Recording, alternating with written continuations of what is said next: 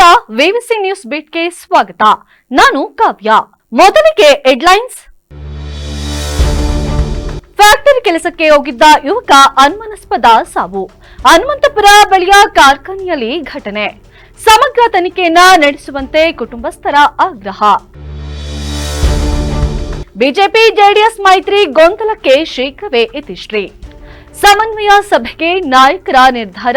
ಕುಮಾರಸ್ವಾಮಿ ನಾಯಕರ ನೇತೃತ್ವದಲ್ಲಿ ಮೀಟಿಂಗ್. ವರದಮ್ಮನ ದರ್ಶನವನ್ನ ಮುಗಿಸಿ ಮಧ್ಯದ ಅಮಲಿನಲ್ಲಿ ಫಾರ್ಚುನರ್ ಸವಾರಿ. ನಿಯಂತ್ರಣ ತಪ್ಪಿ ಮನೆಗೆ ನುಗ್ಗಿದ ಕಾರು. ಓರ್ವನ ಸ್ಥಿತಿ ಚಿಂತಾಜನಕ. ಹಾಸನ ಫ್ಯಾಕ್ಟರಿ ಕೆಲಸಕ್ಕೆ ಹೋಗಿದ್ದ ಯುವಕ ಅನುಮಾನಾಸ್ಪದವಾಗಿ ಸಾವನ್ನಪ್ಪಿರುವ ಘಟನೆ ಹಾಸನ ಹೊರವಲಯದ ಹನುಮಂತಪುರ ಬಳಿಯ ಕಾರ್ಖಾನೆಯೊಂದರಲ್ಲಿ ನಡೆದಿದೆ. ಪುನೀತ್ 27 ವರ್ಷ ಮೃತ ಯುವಕ. ಪುನೀತ್ ಕಳೆದ 6 ತಿಂಗಳಿನಿಂದ ಕಾರ್ಖಾನೆಯೊಂದರಲ್ಲಿ ಎಲೆಕ್ಟ್ರಿಷಿಯನ್ ಆಗಿ ಕೆಲಸವನ್ನ ಮಾಡುತ್ತಿದ್ದ. ಬುಧವಾರ ಎಂದಿನಂತೆ ಸಮವಸ್ತ್ರವನ್ನ ಧರಿಸಿ ಕೆಲಸಕ್ಕೆ ತೆರಳಿದ್ದ. ರಾತ್ರಿ ಪುನೀತ್ ಮೃತದೇಹವನ್ನ ಜಿಲ್ಲಾಸ್ಪತ್ರೆಯ ಶವಗಾರಕ್ಕೆ ತಂದು ಪೊಲೀಸರು ಪೋಷಕರಿಗೆ ಮಾಹಿತಿಯನ್ನ ನೀಡಿದ್ದಾರೆ. ವಿಷಯ ತಿಳಿಯುತ್ತಿದ್ದಂತೆ ಶವಗಾರದ ಬಳಿ ನೂರಾರು ಮಂದಿ ಜಮಾಯಿಸಿದ್ದು, ಬುಧವಾರ ಮಧ್ಯಾಹ್ನದ ವೇಳೆ ಕಾರ್ಖಾನೆಯ ನೀರಿನ ಸಂಪ್ನಲ್ಲಿ ನಿಂತಿರುವ ಸ್ಥಿತಿಯಲ್ಲಿ ಪುನೀತ್ ಮೃತದೇಹ ಪತ್ತೆಯಾಗಿದೆ. ಆದರೂ ಕೂಡ ಮಾಹಿತಿಯನ್ನ ನೀಡಿಲ್ಲ ಎಂದು ಕಾರ್ಖಾನೆಯ ಮೇಲಧಿಕಾರಿಗಳ ವಿರುದ್ಧ ಆಕ್ರೋಶವನ್ನ ಹೊರಹಾಕಿದ್ದಾರೆ. ಪುನೀತ್ ಬೆಳಗ್ಗೆ ಸಮವಸ್ತ್ರದಲ್ಲೇ ಕೆಲಸಕ್ಕೆ ಹೋಗಿದ್ದು, ಮೃತಪಟ್ಟ ಬಳಿಕ ಸಮವಸ್ತ್ರ ಬದಲಾಯಿಸಲಾಗಿದೆ. ಪುನೀತ್ ರವರದ್ದು ಸಹಜ ಸಾವಲ್ಲ, ಇದೊಂದು ಕೊಲೆ ಎಂದು ಕುಟುಂಬಸ್ಥರು ಹಾಗೂ ಸ್ನೇಹಿತರು ಆರೋಪಿಸಿದ್ದಾರೆ. 80%ಕ್ಕೂ ಹೆಚ್ಚು ಹೊರ ರಾಜ್ಯದ ಕಾರ್ಮಿಕರು ಕಾರ್ಖಾನೆಯಲ್ಲಿ ಕೆಲಸವನ್ನ ಮಾಡುತ್ತಿದ್ದಾರೆ. ಕಾರ್ಖಾನೆಯಲ್ಲಿ ಪದೇ ಪದೇ ಸಾವುಗಳು ಸಂಭವಿಸುತ್ತಿದ್ದು, ಪುನೀತ್ ಸ್ಥಳೀಯರಾಗಿರುವುದರಿಂದ ಪ್ರಕರಣವನ್ನ ಮುಚ್ಚಿ ಹಾಕಲು ಸಾಧ್ಯವಾಗದೆ ನಾಟಕವನ್ನ ಆಡ್ತಿದ್ದಾರೆ ಎಂದು ಆರೋಪಿಸಲಾಗಿದೆ. ಕಾರ್ಖಾನೆಯ ವಿರುದ್ಧ ಸಮಗ್ರ ತನಿಖೆಯನ್ನು ನಡೆಸುವಂತೆ ಕುಟುಂಬಸ್ಥರು ಆಗ್ರಹಿಸಿದ್ದಾರೆ. ಮೃತ ಪುನೀತ್ ಕಳೆದ ವಾರವಷ್ಟೇ ಪಾದಯಾತ್ರೆಯ ಮೂಲಕ ಧರ್ಮಸ್ಥಳಕ್ಕೆ ತೆರಳಿ ಮಂಜುನಾಥ ಸ್ವಾಮಿಯ ದರ್ಶನವನ್ನ ಪಡೆದು ಫೆಬ್ರವರಿ 15ರಂದು ಗ್ರಾಮಕ್ಕೆ ಮರಳಿದ್ದ. ಯಾವುದೇ ದುಶ್ಚಟಗಳು ಕೂಡ ಇರಲಿಲ್ಲ. ಸದ್ಯ ಇದ್ದ ಒಬ್ಬನೇ ಒಬ್ಬ ಮಗನನ್ನ ಕಳೆದುಕೊಂಡು ಪೋಷಕರ ಆಕ್ರಂದನ ಮುಗಿಲು ಮುಟ್ಟಿದೆ. ಘಟನಾ ಸ್ಥಳಕ್ಕೆ ಪೊಲೀಸರು ಭೇಟಿಯನ್ನ ನೀಡಿ ಪರಿಶೀಲನೆಯನ್ನ ನಡೆಸಿದ್ದಾರೆ. ಹಾಸನ ಗ್ರಾಮಾಂತರ ಪೊಲೀಸ್ ಠಾಣೆಯ ವ್ಯಾಪ್ತಿಯಲ್ಲಿ ಈ ಘಟನೆ ನಡೆದಿದೆ. ನನ್ನನ್ನು ಮಾತಾಡಿಸಿ ಡ್ಯೂಟಿಗೆ ಹೋದ ಸರ್. ಅವನು ನನ್ನ ಜೊತೆ 10 ನಿಮಿಷ ನಿಂತು ಮಾತಾಡಿ ಅವ್ನು ಯಾವತ್ತು ಅವ್ರ ಮನೆಯಿಂದ ನಮ್ಮನೆಗೆ ಬಂದು ನನ್ನನ್ನು ಮಾತಾಡಿಸಿ ಡ್ಯೂಟಿಗೆ ಹೋದ ಸರ್. ಇವತ್ತು ಹಂಗೆ ಡ್ಯೂಟಿಗೆ ಹೋಗೋನೆ. ಇದು 12 ಗಂಟೆಲೆ ಆಗಿದೆ. ಆ ಫ್ಯಾಕ್ಟರಿ ಎಲ್ಲ 12 ಗಂಟೆಲಿ ಊಟಕ್ಕೋಸ್ಕರ ಹುಡುಕ್ಯಾರು. ಇವನು ಸಿಕ್ಕಿಲ್ಲ. ಇವನು ಏನ್ ಮಾಡಿದಾರೆ ಏನೋ ನಮಗೆ ಗೊತ್ತಿಲ್ಲ ಸರ್. ಇವರು ನಮಗೆ ಹೇಳಿರೋದು 7 ಗಂಟೆಲಿ ಫ್ಯಾಕ್ಟ್ರಿ ಅದ್ ಏನ್ ಮಾಡಿದಾರೋ ಮರ್ಡರ್ ಮಾಡಿದಾರೋ ಅದ್ ಏನಾಯ್ತು ನಮಗೆ ಇನ್ಫಾರ್ಮೇಶನ್ ಏನು ಕೊಟ್ಟಿಲ್ಲ. ಇನ್ಫಾರ್ಮೇಶನ್ ಕೊಡ್ದಲೆ ಬಾಡಿ ಅಲ್ಲಿಂದ ಇಲ್ಲಿಗೆ ಹೆಂಗ್ ಶಿಫ್ಟ್ ಮಾಡಿದ್ರು ಹೇಳ್ಬೇಕು ತಾನೆ. ಅಟ್ಲೀಸ್ಟ್ ಏನಾರ ಆಗಿರ್ಲಿ, ಅಟ್ಲೀಸ್ಟ್ ನಮಗ್ ಕರೆದು ತೋರಿಸ್ಬೇಕು, ಹೇಳ್ಬೇಕು ತಾನೆ. ಇವ್ರು ಏನು ಹೇಳ್ದಲೆಯ. ಆಮೇಲೆ ಬಟ್ಟೆಯ ಮಾಮೂಲಿ ಫ್ಯಾಕ್ಟ್ರಿ ಬಟ್ಟೆ ಹಾಕಿದ್ದ, ಈಗ ಬೇರೆ ಬಟ್ಟೆ ಹಾಕಿದ್ದಾರೆ. ಅದು ನಮಗೆ ಗೊತ್ತಿಲ್ಲ, ಅದ್ ಏನೇನ್ ಮಾಡಿದ್ರು ಅಂತ ಗೊತ್ತಿಲ್ಲ. ನಮಗೀಗ ವಿಡಿಯೋ ತೋರಿಸ್ತಾರೆ. ಟ್ಯಾಂಕ್ ಒಳಗೆ ಬಿದ್ದಿರುತ್ತಲ್ಲ ಸರ್, ಮನೆಗೆ ಇಲ್ಲಿವರೆಗೂ ಬರುತ್ತೆ ಟ್ಯಾಂಕ್. ಅದ್ರೊಳಗೆ ಬಿದ್ದಿರೋದು ತೋರಿಸ್ತಾ ಇದ್ದಾನೆ. ಇದ್ರು ಏನ್ ಮಾಡಿದ್ದಾರೆ ನಮಗೆ ಒಂದೂ ಗೊತ್ತಿಲ್ಲ ಸರ್. ಒಟ್ಟು ಯಾರು ಇವನು ಮ್ಯಾನೇಜರ್, ಅದ್ರಲ್ಲಿ ಮ್ಯಾನೇಜರು ಗೊತ್ತಿಲ್ಲ ಸರ್. ನಮಗೆ ಅದೇ ಗೊತ್ತಿಲ್ಲ. ಎಲೆಕ್ಟ್ರಿಷಿಯನ್ ಆದ್ರೆ ಟ್ಯಾಂಕ್ ಒಳಗೆ ಹೆಂಗ್ ಬೀಳ್ತಾನೆ. ಈಗ ಟ್ಯಾಂಕ್ ಒಳಗೆ ಏನೋ ಕೆಲ್ಸ ಇತ್ತು ಅಂತಾರೆ. ಶೂ ಹಾಕಿದಾನೆ, ಮಾಮೂಲಿ ಶೂ, ಬಟ್ಟೆ ಶೂ ಹಾಕಿದಾನೆ. ಅದೆಲ್ಲ ಇದಾಗಿದೆ. ಫೋನ್ ಇದೆ ತಾನೆ, ಅದೆಲ್ಲ ಚೆನ್ನಾಗಿದೆ. ಟೆಕ್ನಿಷಿಯನ್ಗೆ ಸರ್ ಹುದ್ದೆ ಏನಾಯ್ತು ನಮಗೆ ಅದು ಗೊತ್ತಿಲ್ಲ ಸರ್. ನಮಗೆ ನೀವು ಹೇಳ್ಬೇಕು ಸರ್. ನಮಗೆ ಹೇಳಿರೋದು 7 ಗಂಟೆಲಿ ಸರ್. ಅದು ಏನಂದ್ರು ನೀರು ಇನ್ಫಾರ್ಮೇಶನ್ ಮಾಡಿಲ್ಲ. ನ್ಯಾಯ ಕೊಡಿಸಿ ಸರ್. ಅದೇನು ಒಳಗಡೆ ಏನಾಯ್ತು ಸರ್. ಇದು ಒಂದಲ್ಲ ಸರ್, ವಿಮಾನ ಸಿಗೋದಲ್ಲಿ ಸುಮಾರಾಗಿದ್ದಾವೆ. ಒಳಗಡೆ ಆಯ್ತಾರೆ ಮುಚ್ಚಾಕ್ತಾರೆ ಒಳಗಡೆನೆ. ಹಿಂಗೆ ಇದು ಒಂದು ಪ್ರಾಬ್ಲಮ್ ಅಲ್ಲ. ಇದು ಶ್ವೇತಾ ಅಂತ. ಅಯ್ಯೋ ದೇವ್ರೇ, 9:15 ನನ್ನ ಮಗ ಮನೆ ಬಿಟ್ಟು ಹೋದ. 7 ಗಂಟೆಗೆ ಫೋನ್ ಮಾಡಿದ್ರು. 2 ಗಂಟೆಲೆ ಅವನು ಪ್ರಾಣ ಹೋಗೈತೆ. ಕರೆಂಟ್ ಹೀಗೆ ಕೊಟ್ಟು ನನ್ನ ಮಗನ ಸುಮ್ಮನೆ ನೀರಿಗೆ ಹಾಕ್ಯವ್ರೆ. ನಾನು ಮಾತ್ರ ನೆಂಬಕ್ಕಿಲ್ಲ ಕಣ್ರಪ್ಪ. ನನ್ನ ಮಗನ ಫೋನ್ ಮಾಡಕ್ಕೆ 7 ಗಂಟೆಯಲ್ಲಿ ಫೋನ್ ಮಾಡಿದ್ರು ನನಗೆ. 7 ಗಂಟೆಲಿ ಸತ್ತೋದ್ಮೇಲೆ ಫೋನ್ ಮಾಡಿದ್ರು ಕಣಪ್ಪ. ನನ್ನ ಮಗ ಒಂಚೂರು ಜಗ್ಲಿಲ್ಲ, ಏನಿಲ್ಲ, ಊಟ ತುಂಬಿ ತಿಂಡಿ ತಿಂದು ಹೋದ ಕಣಪ್ಪ ನನ್ನ ಮಗ. ನನ್ನ ಮಗ 1 ಕೋಟಿ ಕೊಡ್ತೀನಿ ಅಂದ್ರೆ ನನ್ನ ಮಗ ತಂದ್ಕೊಳ್ರಪ್ಪ ನೀವು. ನನ್ನ ಮಗ ಬೇಕು. ನನ್ನ ಪಾಪಿ ನನ್ನ ಮಗಳು ಇವಳು, ನನ್ನ ಮಗಳು.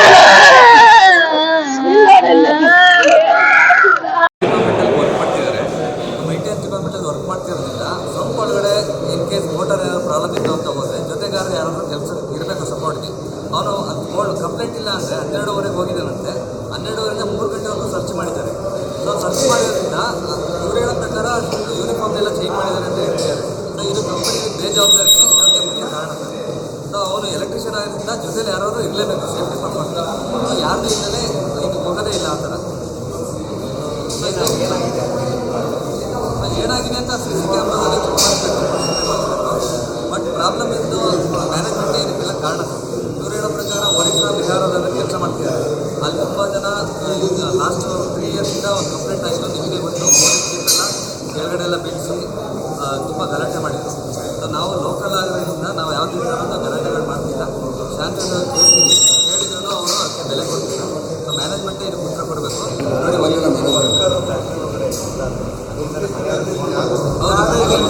12ವರೆಗೆ ಇನ್ಕೇಸ್ 3 ಗಂಟೆಗೆ ಗೊತ್ತಾಗಿರೋದ್ರಿಂದ ಎಮರ್ಜೆನ್ಸಿ ಕಾಂಟ್ಯಾಕ್ಟ್ ನಂಬರ್ ಅಂತ ಅವ್ರ ತಾಯಿದು ತಂದೆದು ಅಣ್ಣದ್ದು ಯಾರು ಕೊಟ್ಟಿದ್ದಾರೆ.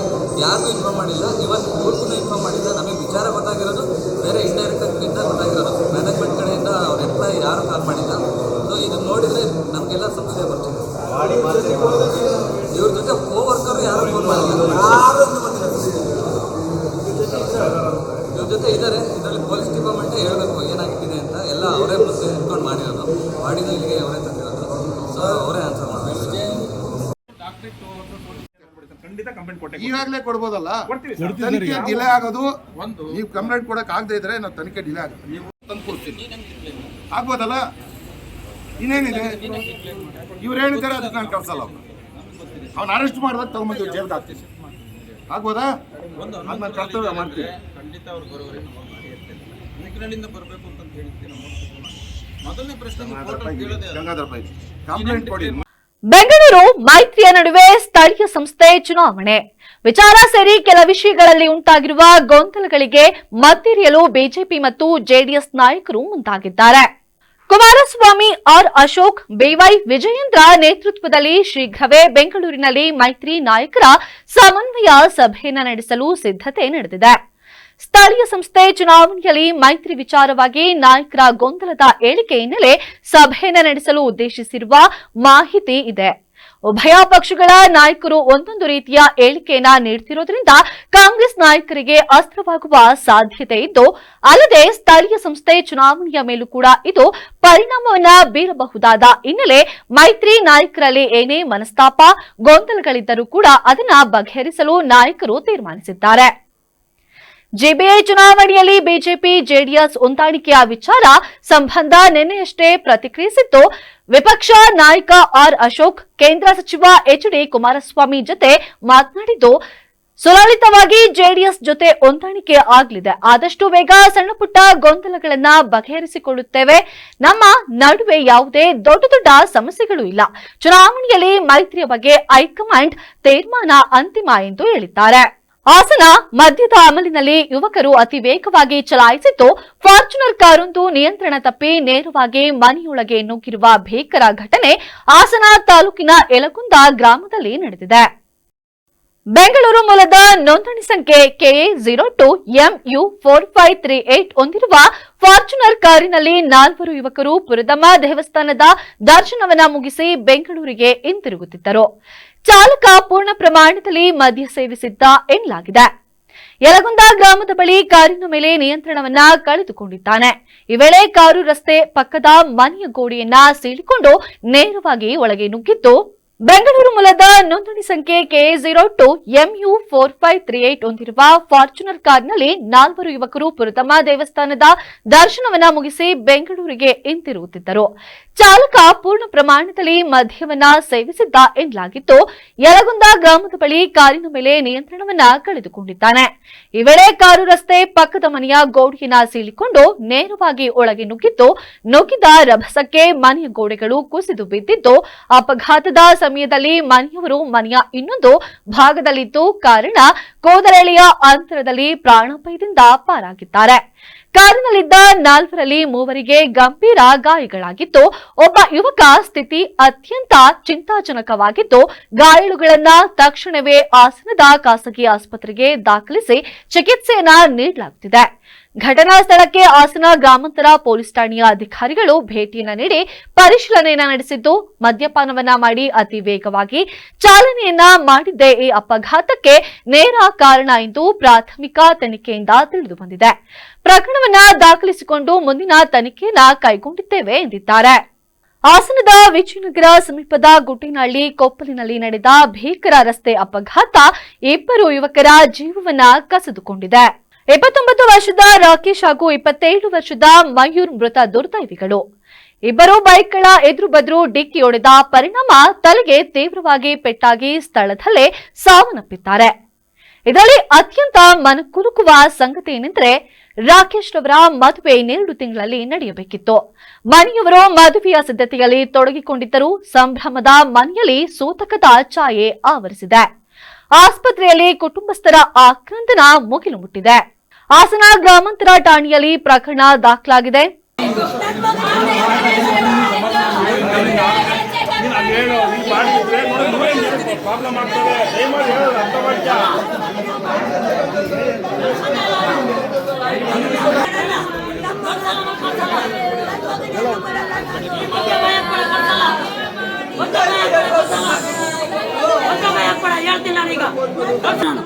ನನ್ನ ಮಗನ ಕಳ್ಸಲ್ಲ, ನಾನು ಪೋಸ್ಟ್ ಮಾಡೋದು ಆಯ್ತಾ. ಮುಂದೆ ಮಾತಾಡೋದು ನನ್ನ ಮಗನ ಕಳ್ಸಲ್ಲ ನಾನಂದು.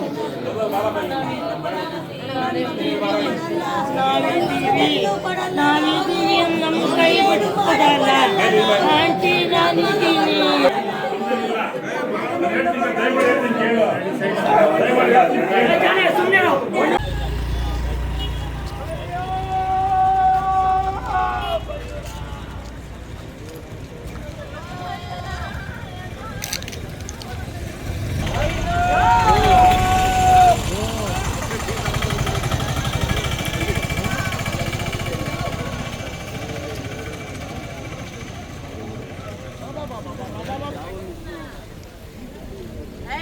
ಸುಳ್ಳೆ ಸಂತಾನ ತಿನ್ಕೊಂಡ್ಬಿಡ್ತೀನಿ ಈಗ.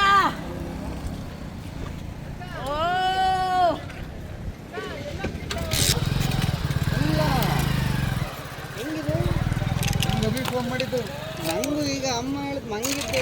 ನಾನು ಮನೇಲಿದ್ದೆ, ಯಾರೋ ಬೈಕಲ್ಲಿ ಬಂದ್ರಂತ ಬುಲೆಟಲ್ಲಿ ಬುಲೆಟ್ ಅವ್ನು ಸ್ಪಾಟ್. ಅದಿಂದ ಚಿಕ್ಕ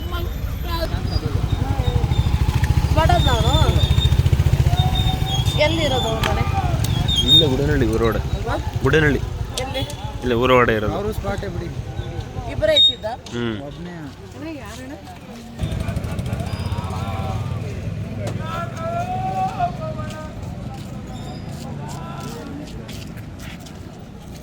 ನಿಜ. ಹಲೋ ಹಲೋ ಸರ್, ಇಲ್ಲಿ ಕನ್ನಡದ ಮುಂದೆ ಬೆಂಗಳೂರು ಬೈಕ್ 2 ಸ್ಪಾಟ್ ಆಗಿದೆ ಮಾಡಿ.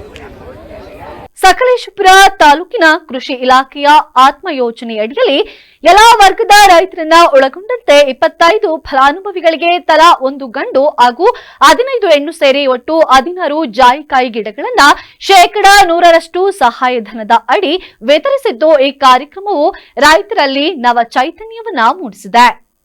ಕಾರ್ಯಕ್ರಮದಲ್ಲಿ ಮಾನ್ಯ ಶಾಸಕರಾದ ಸಿಮೆಂಟ್ ಮಂಜು ಮಾತನಾಡಿ, ರೈತರು ನಮ್ಮ ದೇಶದ ಆರ್ಥಿಕ ಶಕ್ತಿ. ನೀವು ಬೆಳೆದರೆ ರಾಜ್ಯ ಬೆಳೆಯುತ್ತದೆ. ನೀವು ಖುಷಿಯಾಗಿದ್ದರೆ ಸಮಾಜ ಸಂತೋಷವಾಗಿರುತ್ತದೆ. ಕೃಷಿ ಎಂದರೆ ಕೇವಲ ಉದ್ಯೋಗವಲ್ಲ, ಅದು ಪೀಳಿಗೆಗಳನ್ನ ಪೋಷಿಸುವ ಸೇವೆ. ಸರ್ಕಾರ ನಿಮ್ಮ ಬೆಂಬಲಕ್ಕೆ ಸದಾ ನಿಂತಿದೆ ಎಂದು ರೈತರಿಗೆ ಧೈರ್ಯವನ್ನ ತುಂಬಿದರು. ಈ ಕಾರ್ಯಕ್ರಮ ಮಾಡ್ತಕ್ಕಂಥದ್ದು ಈ ನಿಟ್ಟಿನಲ್ಲಿ ನಮ್ಮೆಲ್ಲರ ಉದ್ದೇಶ ಒಂದೇ, ರೈತರ ಗಳಿಕೆ ದ್ವಿಗುಣ ಆಗಬೇಕು, ರೈತರು ಆರ್ಥಿಕವಾಗಿ ಸಬಲರಾಗಬೇಕು. ಈ ಉದ್ದೇಶವನ್ನು ಇಟ್ಟುಕೊಂಡು ನಾವು ಈ ಒಂದು ಕಾರ್ಯಕ್ರಮವನ್ನು ಮಾಡ್ತಾ ಇರ್ತಕ್ಕಂಥದ್ದು. ಈ ನಿಟ್ಟಿನಲ್ಲಿ ರೈತರು ಇದನ್ನು ತಗೊಂಡೋಗಿ ತಮ್ಮ ಜಮೀನಿನಲ್ಲಿ 1 ಎಕರೆಗೆ ಸುಮಾರು 60 ಗಿಡವನ್ನ ಬೆಳಿಬಹುದು ಅಂತಕ್ಕಂಥ ಮಾಹಿತಿಯನ್ನ ಈತರೆ ನಮ್ಮ ಕೃಷಿ ಇಲಾಖೆ ಹಿಡಿಯವರು ಕೊಟ್ಟಿದ್ದಾರೆ. ಬೆಳೆದು ನಮ್ಮ ಈ ಸಕಲೇಶಪುರ ಭಾಗದಲ್ಲಿ ಏನಿವತ್ತು ಸೌತ್ ಕೇಂದ್ರದಲ್ಲಿ ಬೆಳೀತಾ ಇದ್ದಾರೆ, ಅದೇ ರೀತಿಯಲ್ಲಿ ಸೌತ್ ಕೇಂದ್ರದಲ್ಲಿ ಇರ್ತಕ್ಕಂಥ ಮಳೆ ನಮ್ಮಲ್ಲೂ ಕೂಡ ಇದೆ. ಸ್ವಲ್ಪ ಎಕ್ಸಸ್ ಆಫ್ ಹೀಟ್ ಇದೆ, ನಮ್ಮಲ್ಲಿ ಅಷ್ಟೊಂದು ನಾವು ಹೀಟ್ ಇಲ್ಲ. ಈ ನಿಟ್ಟಿನಲ್ಲಿ ಇಲ್ಲೂ ಕೂಡ ಬೆಳೆಯನ್ನ ಬೆಳೆದು ಒಂದು ಮಾದರಿ ರೈತರ ರೀತಿಯಲ್ಲಿ ಆದಾಯವನ್ನು ಗಳಿಸಿದ್ರೆ ನಾವು ಮಾಡಿರ್ತಕ್ಕಂಥ ಕಾರ್ಯಕ್ರಮ ಸಕ್ಸಸ್ ಆಗುತ್ತೆ. ಕೇಂದ್ರದ ಪುರಸ್ಕೃತ ಯೋಜನೆಯಾದಂತ ಆತ್ಮ ಅಂತಕ್ಕಂಥ ಯೋಜನೆ ಕೂಡ ಒಂದು ರೀತಿ ಉದ್ದೇಶ ಸಫಲ ಆಗುತ್ತೆ ಅಂತ ಹೇಳಿ ಈ ಸಂದರ್ಭದಲ್ಲಿ ಹೇಳ್ತಾ ಈ ಒಂದು ಕಾರ್ಯಕ್ರಮಕ್ಕೆ ತಾವೆಲ್ಲರೂ ಕೂಡ ಭಾಗವಹಿಸಿ ಈ ಕಾರ್ಯಕ್ರಮದ ಯಶಸ್ಸಿಗೆ ಸಹಕರಿಸಿದಂತ ಎಲ್ಲ ನನ್ನ ಆತ್ಮೀಯ ಬೆಳೆಗಾರರಿಗೆ, ರೈತಾಪಿ ವರ್ಗದವರಿಗೆ ಧನ್ಯವಾದ ಹೇಳ್ತೀನಿ. ತಮ್ಮೆಲ್ಲರೂ ಕೂಡ ತೋಟಗಾರಿಕೆ ಇಲಾಖೆಯ ಅಧಿಕಾರಿಯಾದ ಶ್ರೀ ನಿತಿನ್ ರವರು ಜಾಯಿಕಾಯಿ ಬೆಳೆಯ ಮಹತ್ವ, ಅದರ ದೀರ್ಘಕಾಲೀನ ಲಾಭ ಹಾಗೂ ವೈಜ್ಞಾನಿಕ ಬೆಳೆಸುವ ವಿಧಾನಗಳ ಬಗ್ಗೆ ಮಾಹಿತಿಯನ್ನ ನೀಡಿದರು. ಈ ಗಿಡ ನೆಟ್ಟ ಮೇಲೆ ಇದರ ಬುಡ ಅಥವಾ ಬಿಡಿಸುವಂತ ಆಹಾರ ಕೆಲಸ ಎಂತ ಮಾಡಬೇಕಾಗಿಲ್ಲ. ಒಮ್ಮೆ ನಟ್ಟು ಅದರ ಬುಡದಲ್ಲಿ ಎತ್ತದು ಇಲ್ಲದ ಹಾಗೆ ಕ್ಲೀನ್ ಆಗಿ ಇಟ್ಟರೆ ಸಾಕು. ಕಸ ಹಾಕುವಂಥದ್ದು, ಬುಡ ಬಿಡಿಸುವಂಥದ್ದು ಅಂತ ಕೆಲಸ ಮಾಡೋದು ಬೇಡ. ನಾನು ಮತ್ತೆ ಇದು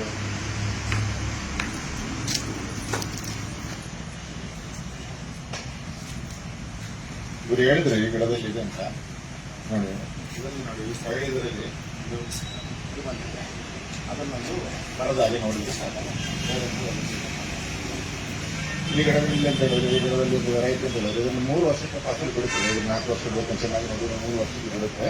ಮತ್ತೆ ನಿಮಗೆ ಒಂದು ಜೂನಿಗೆಲ್ಲ ಆಗುವಾಗ ಹಾರ್ವೆಸ್ಟಿಂಗ್ ಮುಗಿದ ಥರ ಆಗ್ತದೆ. ನಮ್ಮ ಕ್ಲೈಮೇಟಲ್ಲಿ ಏನಾದ್ರು ಜಾಸ್ತಿ ಚೇಂಜಸ್ ಬಂದರೆ ಮಾತ್ರ ತಕ್ಕುವಂಥದ್ದು. ಇಲ್ಲಾಂದ್ರೆ ಜೂನಿಗೆಲ್ಲ ಹಾರ್ವೆಸ್ಟಿಂಗ್ ಮಾಡಬೇಕು. ಇದು ವರ್ಷಕ್ಕೆ ಒಂದು ಸೆಪ್ಟೆಂಬರ್ಲೆಲ್ಲ ಹೂ ಬಿಡಲಿಕ್ಕೆ ಸ್ಟಾರ್ಟ್ ಆಗ್ತದೆ. ಅದು ಜೋರು ಮಳೆ ಇತ್ತು ಏನಾದರೂ ಹೂ ಹಿಡಿಲಿಲ್ಲ ಅಂತ ಹೇಳಿದ್ರೆ ಈ ಗಿಡಗಳಲ್ಲಿ ಮ್ಯಾಕ್ಸ್ ಫ್ಲವರಿಂಗ್ ಆಗುವ ಚಾನ್ಸಸ್ ಕೂಡ ಇದೆ.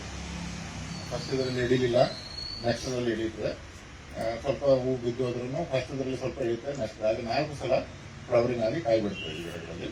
ಮತ್ತೆ ಇದರ ಬಗ್ಗೆ ಎಂತ ಮಾಹಿತಿ ಬೇಕು, ಇದರ ಗಿಡ ಒಂದು ದಕ್ಷಿಣ ಕನ್ನಡದಿಂದ ಆಗಮಿಸಿದ್ದ ಶ್ರೀಯುತ ಬೆನ್ನಿ ನೆಲ್ಲಿಯಡಿರವರು ಜಾಯಿಕಾಯಿ ಗಿಡಗಳ ನಿರ್ವಹಣೆ, ಗಂಡು ಹೆಣ್ಣು ಗಿಡಗಳ ಅನುಪಾತ ಹಾಗೂ ಉತ್ತಮ ಉತ್ಪಾದನೆಗೆ ಅಗತ್ಯವಿರುವ ತಾಂತ್ರಿಕ ಸಲಹೆಗಳನ್ನು ರೈತರಿಗೆ ವಿವರಿಸಿದರು. ಈ ವೇಳೆ ಈ ಯೋಜನೆಯಿಂದ ರೈತರು ಕೃಷಿಯಲ್ಲಿ ಹೊಸ ಪ್ರಯತ್ನಗಳನ್ನ ಮಾಡಲು ಉತ್ತೇಜನ ದೊರೆತಿದ್ದು, ರೈತ ಕುಟುಂಬಗಳ ಭವಿಷ್ಯಕ್ಕೆ ಭರವಸೆಯ ದಾರಿಯೊಂದು ತೆರೆದಿದೆ ಎಂದು ಫಲಾನುಭವಿಗಳಿಗೆ ಸಂತಸವನ್ನ ವ್ಯಕ್ತಪಡಿಸಿದರು. ಹಾಗಾಗಿ ಮತ್ತೆ ಬೇಡಿಕೆ, ಆಮೇಲೆ ಯಾವುದೇ ಬೆಳೆ ಪದ್ಧತಿ ಮಾಡಬೇಕಂದ್ರೆ ಇವತ್ತು ಆದಾಯ ಬರುತ್ತೆ, ನಾಳೆ ಇನ್ನೊಂದು ಉಳಿಯುತ್ತೆ, ಏರುತ್ತೆ ಇಂಥ ಇಲ್ಲ. ಇದು ನಿರಂತರವಾಗಿ ಒಂದು ಸ್ಟ್ಯಾಟಿಕ್ ಆಗಿ ಸದ್ಯಕ್ಕೆ ಡಿಮ್ಯಾಂಡ್ ಇರ್ತಕ್ಕಂಥ ಒಂದು ಕ್ರಾಪ್ ಇದು. ಇಂಥ ಕ್ರಾಪ್ನ ಈ ಭಾಗದಲ್ಲಿ ಹೆಚ್ಚುವರಿಗೆ ಇಂಟ್ರೊಡ್ಯೂಸ್ ಮಾಡಬೇಕಂತಕ್ಕಂಥ ನಮ್ಮ ಇಚ್ಛಾಶಕ್ತಿಗೆ ಇವತ್ತು ಈ ಒಂದು ಬೆಳೆನ ಪ್ರಾಥಮಿಕವಾಗಿ ಎಲ್ಲ ಹೋಬಳಿಗಳಿಗೂ ಆದ್ಯತೆ ಕೊಟ್ಟಿದ್ದೇವೆ. ಇಲ್ಲಿ ಎಲ್ಲ ಹೋಬಳಿಯ ರೈತ ಬಾಂಧವರು ಇಲ್ಲಿ ಬಂದಿದ್ದಾರೆ. 5-5-25 ಪ್ರತಿ ಹೋಬಳಿನಲ್ಲಿ 5 ರೈತ ಬಾಂಧವರು ಮುಂಚೂಣಿನಲ್ಲಿ ಬೆಳಿತೀವಿ ಅಂತಕ್ಕಂಥ ರೈತ ಬಾಂಧವರು, ಅದರೊಳಗಡೆ ಮತ್ತೆ ಪರಿಶಿಷ್ಟ ಜಾತಿ ರೈತ ಬಾಂಧವರು ಮತ್ತೆ ಪರಿಶಿಷ್ಟ ಪಂಗಡ ಈ ರೀತಿ ಅವಕಾಶ ನಾವು ಮಾಡಿಕೊಟ್ಟಿದ್ದೇವೆ. ಇವರು ಬೆಳೆದ ತಕ್ಷಣ ನೆಕ್ಸ್ಟ್ ಪ್ರಾತ್ಯಕ್ಷತೆನ ಇನ್ನೂ ಹೆಚ್ಚಿನ ಒಂದು ರೈತರು ಇವ್ರನ್ನ ನೋಡಿ ಮತ್ತೆ ಇನ್ನೂ ಹೆಚ್ಚಿನ ಅನುಕೂಲ ಆಗಲಿ ಅಂತಕ್ಕಂಥದ್ದು ಉದ್ದೇಶ. ಮತ್ತೆ ಇದಷ್ಟೇ ಅಲ್ಲದೆ ನಾವೀಗಾಗಲೇ ಮಳೆಯಾಶ್ರಿತ ಪ್ರದೇಶ ಅಭಿವೃದ್ಧಿ ಯೋಜನೆ ಏನು ಬ್ಯಾಕ್ರಳ್ಳಿ ಗ್ರಾಮ ಪಂಚಾಯತ್ ವ್ಯಾಪ್ತಿ ಮತ್ತೆ ಕುರುಬತ್ತೂರು ಗ್ರಾಮ ಪಂಚಾಯತಿಯಲ್ಲಿ ಮಾಡಿದ್ದೀವಿ. ಮೊನ್ನೆ ಸ್ವಲ್ಪ ನಾವು ಒಂದಿಷ್ಟು ಹೆಚ್ಚುವರಿ ಏನೋ ಗೊಂದಲ ಇದೆ ರೈತರಲ್ಲಿ ಅಂತಕ್ಕಂಥದ್ದನ್ನ ಕೇಳ್ತಾ ಇದ್ರು. ಅಂದ್ರೆ 30,000 ಅನುದಾನ ಹಸುಗೆ ಅಂತ ಕೊಡ್ತಾ ಇದ್ವಿ. ಹಸುಗೆ 30,000 ಕೊಡಲ್ಲ ನಾವು. ಹಸುಗೆ 60,000 ಇದ್ದು ಗರಿಷ್ಠ 30, ಅದನ್ನ 20,000ಕ್ಕೆ ರೆಸ್ಟ್ರಿಕ್ಟ್ ಮಾಡಿದ್ವಿ. ಇನ್ನು 10,000ಕ್ಕೆ ಅವರಿಗೆ ಅನುದಾನ ಅವಕಾಶ ಇತ್ತಲ್ಲ, ಅದರಲ್ಲಿ ಇಂಥ ಬೆಳೆಗಳನ್ನ ಬೆಳ್ಕೊಳ್ಳೋದ್ರಿಂದ ಯೋಜನೆಯ ಸಹಾಯದಿಂದ ಕೂಡ ಅವರು ಬಳಸ್ಕೊಳ್ಳಿ ಅಂತಕ್ಕಂಥ ಒಂದು ತೀರ್ಮಾನವಾಗಿ ಮನವರಿಕೆ ಮಾಡಿಕೊಟ್ಟಿದ್ವಿ. ಉತ್ತರ ಕನ್ನಡ ಕರ್ಕಿ ದೈವಜ್ಞ ಮಠದ ಸಚ್ಚಿದಾನಂದ ಜ್ಞಾನೇಶ್ವರ ಸ್ವಾಮೀಜಿ ಮತ್ತು ಶೃಂಗೇರಿ ಕೊಡಲಿ ಮಠದ ಅಭಿನವ ಶಂಕರ ಭಾರತಿ ಸ್ವಾಮೀಜಿಯವರನ್ನ ಹೊನ್ನಾವರ ಪಟ್ಟಣದ ಶರಾವತಿ ಸರ್ಕಲ್ನಿಂದ ತೆಲಂಗ್ ರಸ್ತೆ, ಬಜಾರ್ ರಸ್ತೆ ಮಾರ್ಗವಾಗಿ ಸೆಂಟ್ ಥಾಮಸ್ ಮೈದಾನದ ತನಕ ಭವ್ಯ ಶೋಭಾಯಾತ್ರೆ ಮೆರವಣಿಗೆಯ ಮೂಲಕ ಕರೆತರಲಾಯಿತು.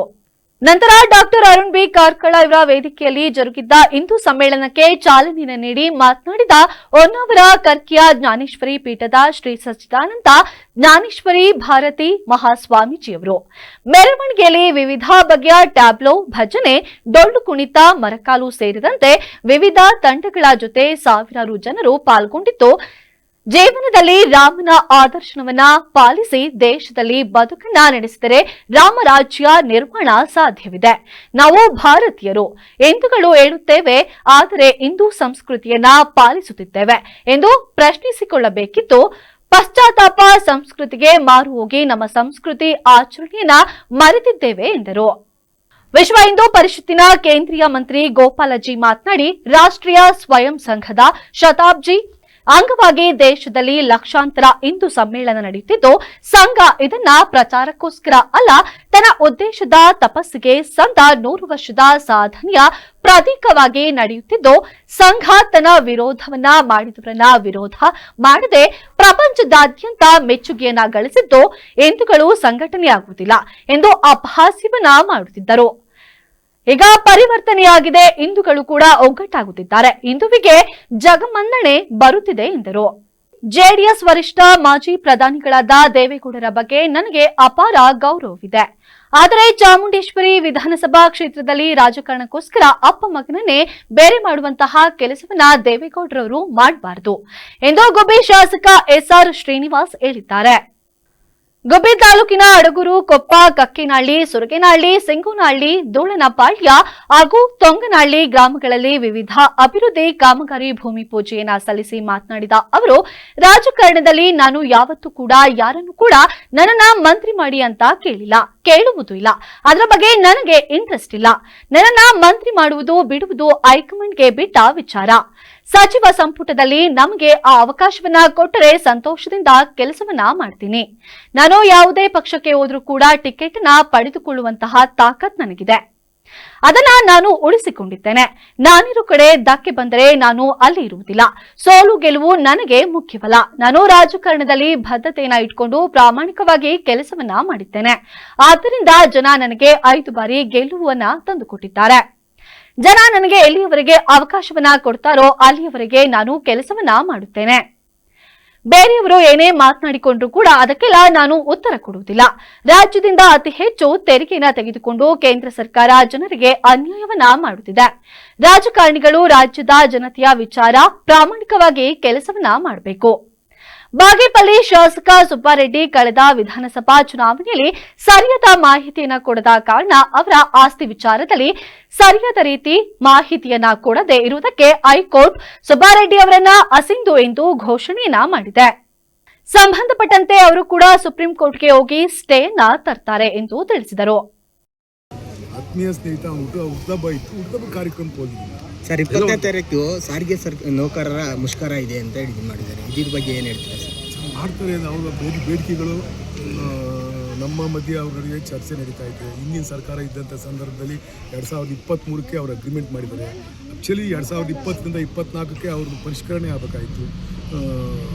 ಅವ್ರದ್ದು ಯಾವುದು ರೇಟು ಪರಿಷ್ಕರಣೆ ಮಾಡಿ ನಾವು ಅವ್ರಿಗೆ ಸ್ಯಾಲ್ರಿ ಜಾಸ್ತಿ ಮಾಡಬೇಕಾಯಿತು. ಹಿಂದಿನ ಸರ್ಕಾರ BJP ಸರ್ಕಾರ ಇದ್ದಂಥ ಸಂದರ್ಭದಲ್ಲಿ 23ಕ್ಕೆ ಅಗ್ರಿಮೆಂಟ್ ಆಗಿದೆ. ನಾವು 27ಕ್ಕೆ ನಾವು ಮಾಡ್ತೀವಿ ಅಂತ ನಾವು ಹೇಳ್ತಾ ಇದ್ದೀವಿ. As per the agreement rules ಪ್ರಕಾರ ನಾವು 27ಕ್ಕೆ ಮಾಡಬೇಕು, ನಾವು 27ಕ್ಕೆ ಮಾಡ್ತೀವಿ ಅಂತ ನಾವು ಹೇಳ್ತಾ ಇದ್ದೀವಿ. ಅವರು ಹಿಂದಿದ್ದು ಅರಿಯರ್ಸ್ ಕೇಳ್ತಾ ಇದ್ದಾರೆ.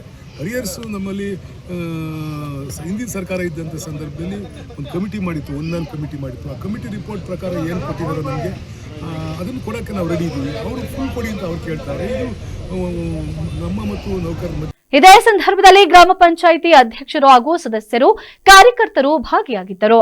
ಕೆಆರ್ಪೇಟೆ ಕಾಂಗ್ರೆಸ್ ಹಿರಿಯ ಮುಖಂಡ ಕೆಬಿ ಮಹೇಶ್ ರವರು ಮಾತು ಹೊರಟಾದ್ರೂ ಕೂಡ ಮನಸ್ಸು ಮೃದು ಸ್ವಭಾವ. ಅವರು ಕಾಂಗ್ರೆಸ್ ಪಕ್ಷದ ನಾಯಕರಾದ್ರೂ ಕೂಡ ಸಾಮಾನ್ಯ ಕಾರ್ಯಕರ್ತರು ರೀತಿಯಲ್ಲಿ ಪ್ರತಿಯೊಬ್ಬರನ್ನ ಒಗ್ಗೂಡಿಸಿಕೊಂಡು ಪಕ್ಷದ ಸಂಘಟನೆಯನ್ನ ಮಾಡುತ್ತಿದ್ದಾರೆ ಎಂದು ಮನ್ಮೂಲ್ ನಿರ್ದೇಶಕ ಡಾಲು ರವಿ ತಿಳಿಸಿದ್ದಾರೆ. ತಾಲೂಕಿನ ಬೂಕರಕೆರೆ ಹೋಬಳಿಯ ಶೆಟ್ಟಳ್ಳಿ ಗ್ರಾಮದ ಕೆಬಿ ಮಹೇಶ್ ಅಭಿಮಾನಿ ಬಳಗದಿಂದ ಕೆಬಿ ಮಹೇಶ್ ರವರ 61ನೇ ಹುಟ್ಟುಹಬ್ಬದ ಪ್ರಯುಕ್ತ ಶೆಟ್ಟಳ್ಳಿ ಗ್ರಾಮದಲ್ಲಿ ಏರ್ಪಡಿಸಿದ್ದ ರಸಮಂಜರಿ ಕಾರ್ಯಕ್ರಮದಲ್ಲಿ ಪಾಲ್ಗೊಂಡು ಮಾತನಾಡಿದ ಅವರು, ಪುರಸಭಾ ಹಿರಿಯ ಸದಸ್ಯ ಕೆಬಿ ಮಹೇಶ್ ರವರ ಸುದೀರ್ಘ 35 ವರ್ಷದ ರಾಜಕೀಯ ಕ್ಷೇತ್ರದಲ್ಲಿ ತಳಮಟ್ಟದಿಂದ ಹಂತವಾಗಿ ಒಬ್ಬ ಮಾಜಿ ಶಾಸಕನ ಸಹೋದರ ಎಂಬ ಅಹಂ ಇಲ್ಲದೆ ಸಾಮಾನ್ಯ ಕಾರ್ಯಕರ್ತರ ರೀತಿ ಪಕ್ಷ ಸಂಘಟನೆಗೆ ಕಾಯ ವಾಚ ಮನಸ್ಸಿನಿಂದ ದುಡಿದು 3 ಬಾರಿ ಪುರಸಭಾ ಸದಸ್ಯರಾಗಿ ಅಧ್ಯಕ್ಷರಾಗಿ ಪಟ್ಟಣದ ಸಮಗ್ರ ಅಭಿವೃದ್ಧಿಯ ಅಧಿಕಾರಕರಾಗಿದ್ದಾರೆ. ಇಂತಹ ನಾಯಕನಿಗೆ ಭಗವಂತ ಆಯಸ್ಸು ಆರೋಗ್ಯವನ್ನ ಕೊಟ್ಟು ಕಾಪಾಡಲಿ ಎಂದು ತಿಳಿಸಿದರು.